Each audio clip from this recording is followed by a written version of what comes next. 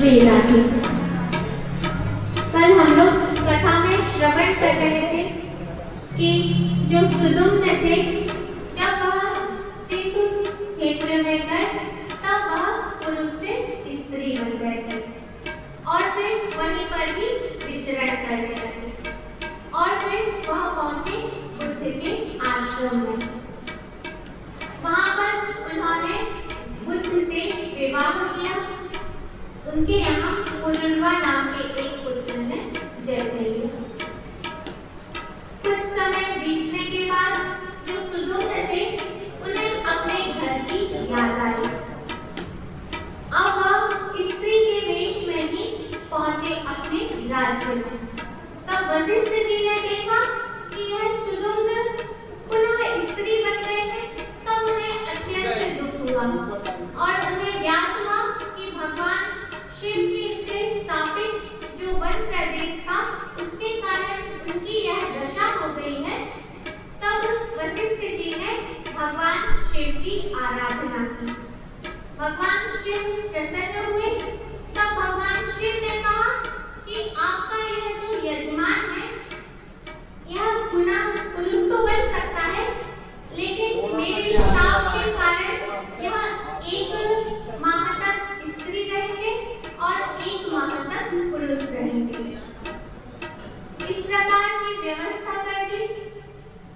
तब जो उनका राज्य था, उनके जो सैनिक आदि थे, उनके राज्य की जितनी भी प्रजा थी,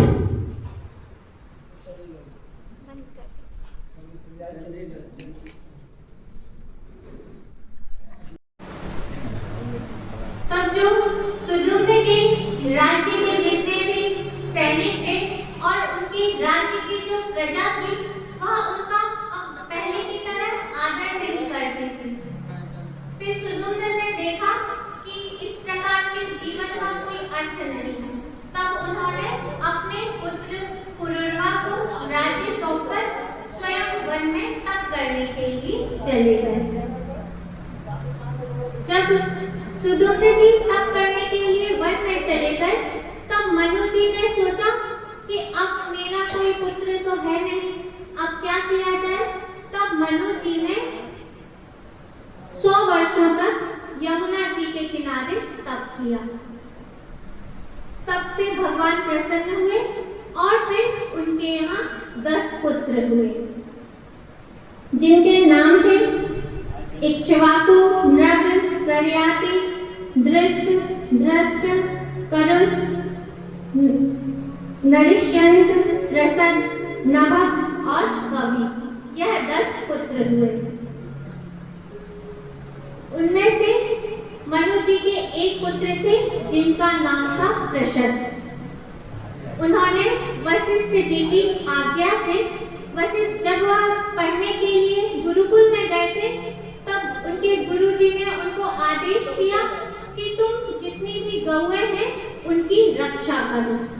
गायों की रक्षा के लिए उनको नियुक्त किया गया। अब रात्रि के समय वह सभी गायों के झुंड के बीच में बैठकर सभी गायों की रक्षा कर रहे थे। उसी समय रात्रि का समय था। एक बाघ उनके गायों के झुंड में आ गया और जैसे ही बाघ ने दहाड़ा तो जितनी भी गाय थी वह सब भयभीत हो गई और इधर-उधर भागने लगी। अब जैसे ही प्रशद को ज्ञात हुआ कि गायों के झुंड में कोई बाघ आ गया है तब उन्होंने अपनी तलवार निकाली और तलवार से वह उनको लगा कि सामने बाघ है और उन्होंने अनजाने में ही एक गाय का वध कर दिया। उन्होंने एक गाय की गर्दन पर अपने तलवार से प्रहार किया और उन्हें लगा कि मैंने बाघ को मार डाला। और जैसे ही प्रातः काल हुआ तब उन्होंने देखा कि यह तो मुझसे बड़ा ही अनर्थ हो गया। मैंने बाघ की जगह में एक गाय की ही हत्या कर दी है।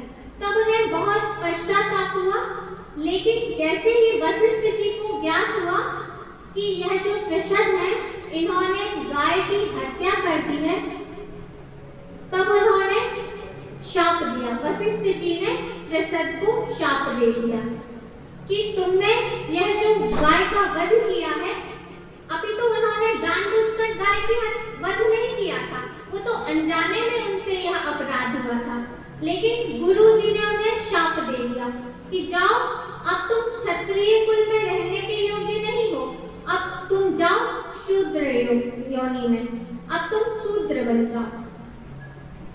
अब प्रसद जी ने कुछ कहा नहीं अपने गुरु जी से और हाथ जोड़कर अपने गुरु की आज्ञा का पालन किया और फिर वह वन में चले गए। उन्होंने सोचा कि अब क्या करें, अब उस गाय की हत्या का प्रायश्चित कैसे किया जाए। तब उन्होंने नैष्ठिक ब्रह्मचर्य का पालन किया और तप करते हुए भगवान के धाम को पधारे। और फिर जो मनु जी थे, उनके एक पुत्र का नाम था सर्याति। वह वेद के बहुत ही ज्ञान, वेद का उन्हें बहुत ही ज्ञान था, सभी वेदों का ज्ञान था उन्हें। और उनकी एक कन्या थी, सुंदर कन्या थी, जिसका नाम था सुकन्या। एक बार राजा सर्याति अपनी पुत्री सुकन्या को लेकर वन में गए। वहां सभी जगह पर घूमते घूमते वह पहुंचे च्यवन ऋषि के आश्रम में। वहां का जो प्रांत था वह बड़ा ही सुंदर था। तो जो सुकन्या थी, उसने अपनी सखियों के साथ सोचा कि अब मैं इस वन के सौंदर्य को देखूं। तो वह अपनी सहेलियों के साथ उस वन में घूमने लगी।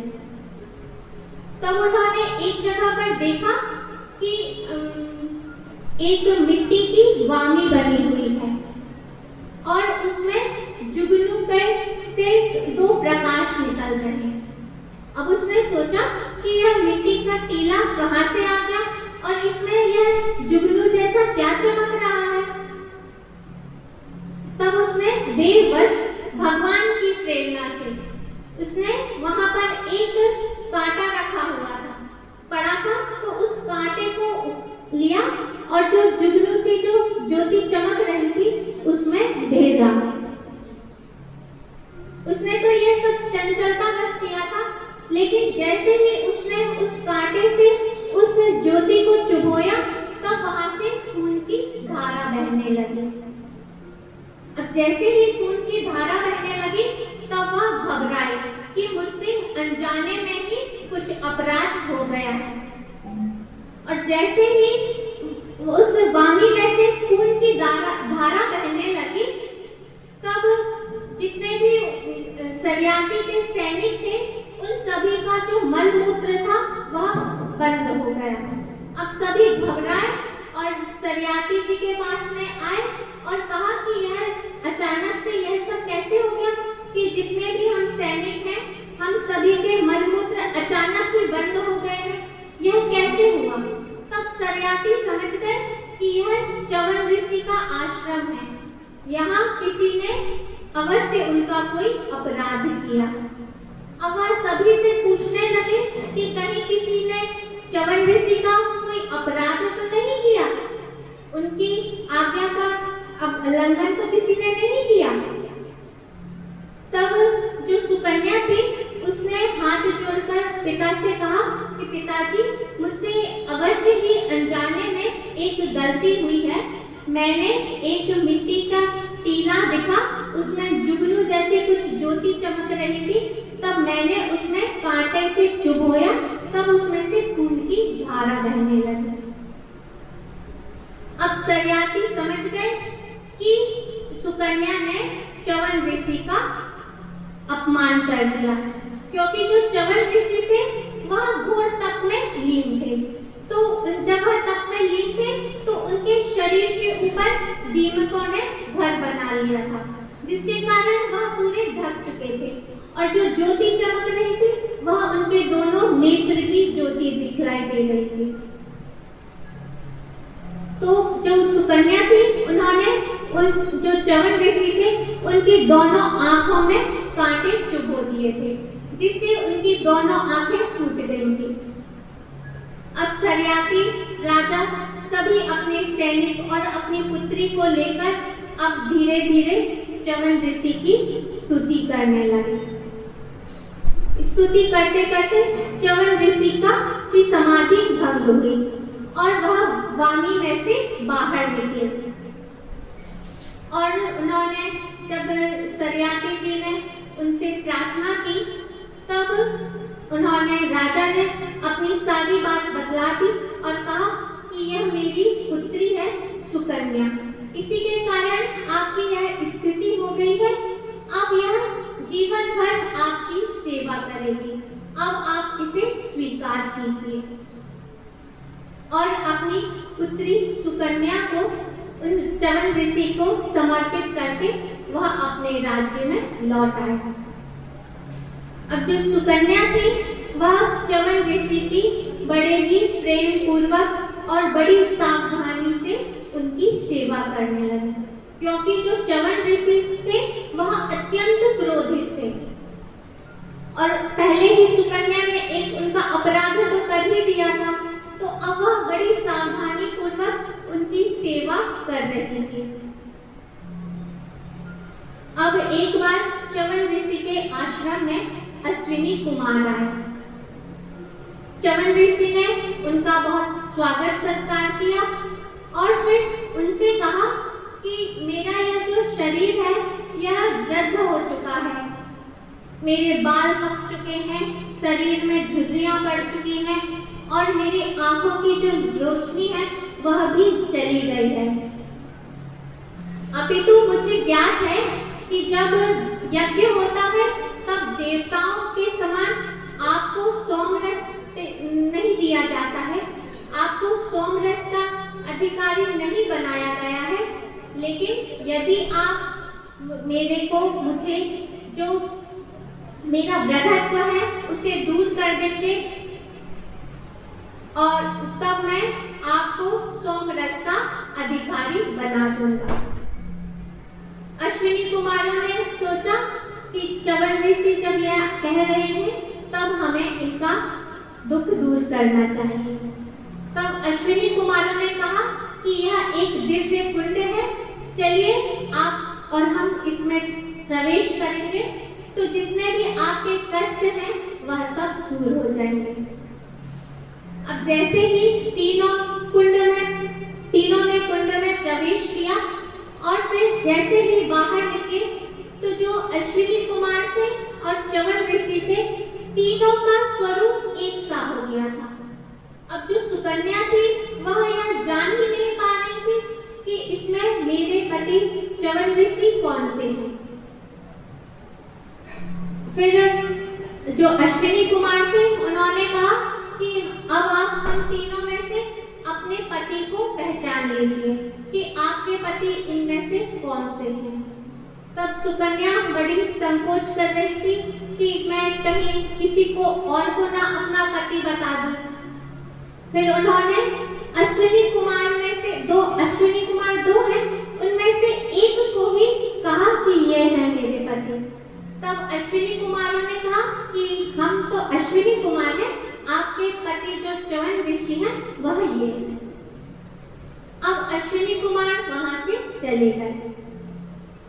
अब एक बार कुछ साल बीतने के बाद जो राजा सरियाती थे उन्होंने सोचा कि मैं अपनी कन्या को देखाऊं क्या और च्यवन ऋषि के दर्शन कराऊं।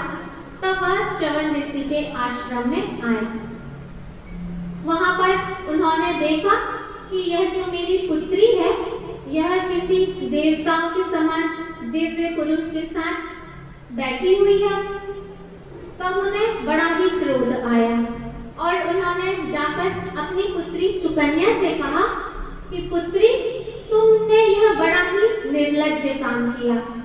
तुमने जो सबसे श्रेष्ठ है च्यवन ऋषि उनको छोड़कर तुम किसी पर पुरुष का सेवन कर रही हो। तुमने तो अपने पति के कुल का और अपने पिता के कुल दोनों के कुल का अपमान किया।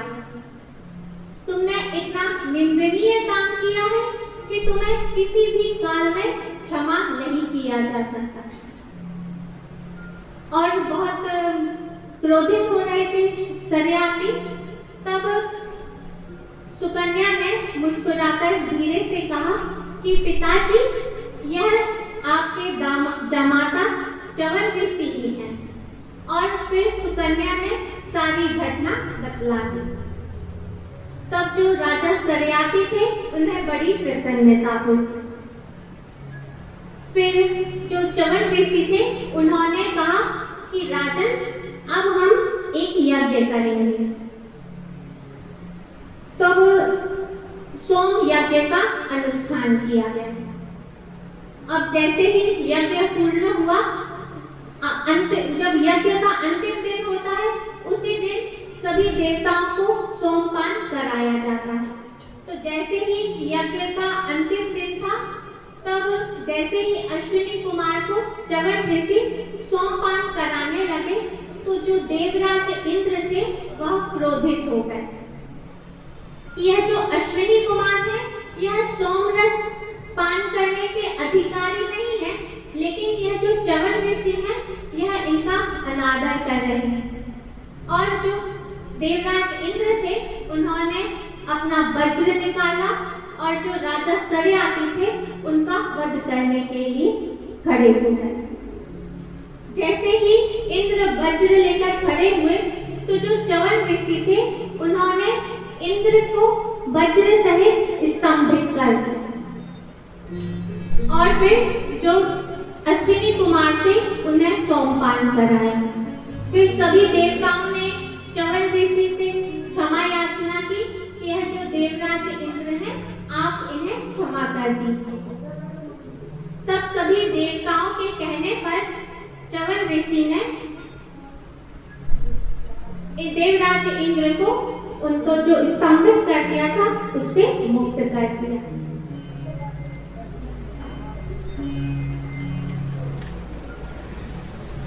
बोलिए भक्तवत्सल भगवान की।